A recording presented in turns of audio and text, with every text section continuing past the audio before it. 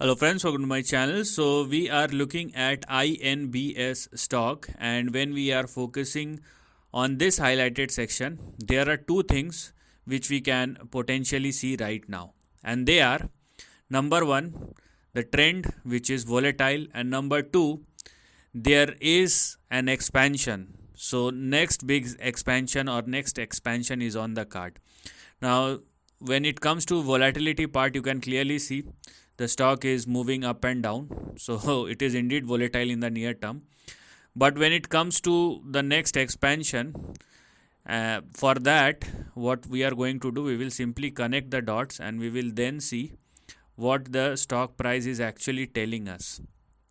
Okay, so this is the chart, and you can clearly see how this particular chart does looks like.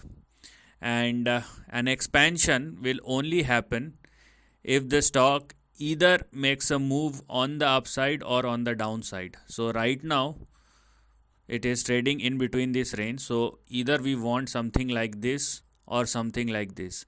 So possibility of both these moves are there, and that's why what you are going to do, you have to wait for the breakout to happen either above this line or below this line, right? So this is what we want. So an expansion on the upside will happen if the stock started trading at or above 0.46 after the breakout.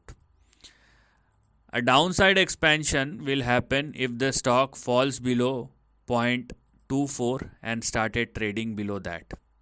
So these are the next two opportunities or next two potential moves, and one of them will happen.